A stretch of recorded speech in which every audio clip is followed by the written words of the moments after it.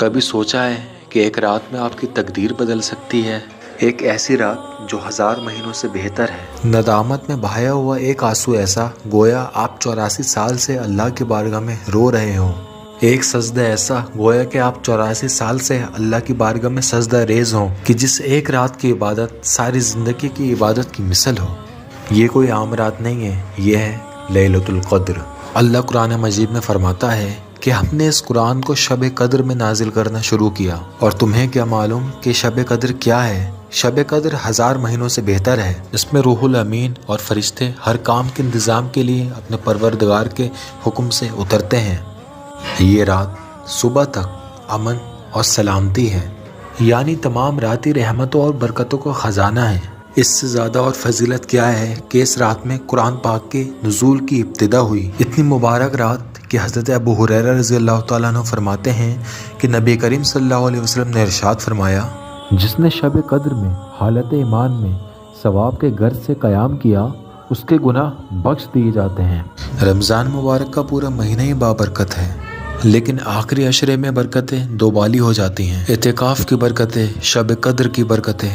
حضرت عائشہ رضی اللہ تعالیٰ عنہ فرماتی ہیں کہ جب رمضان کا آخری عشرہ شروع ہوتا تو آپ صلی اللہ علیہ وسلم پوری رات بھر جاگتے اور گھر والوں کو بھی جگاتے، عبادت میں نہایت کوشش کرتے اور کمر و ہمت باندھ لیتے۔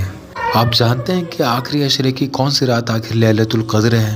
تو اس کی ابتدا کرتے ہیں ایک دلچسپ واقعے سے جو حدیث میں مذکور ہے۔ حضرت عبادہ رضی اللہ تعالیٰ عنہ نے بیان کیا کہ رسول اللہ صلی اللہ علیہ وسلم ہمیں شب قدر کی خبر دینے کے لیے تشریف لا رہے تھے کہ 2 مسلمان آپس میں جھگڑا کرنے لگے۔ آپ صلی اللہ علیہ وسلم نے فرمایا کہ میں آیا تھا کہ تمہیں شب قدر بتا دوں، لیکن تم فلاں نے جھگڑا کر لیا، اس کا علم اٹھا لیا گیا، اور امید یہی ہے کہ تمہارے حق میں یہی بہتر ہوگا۔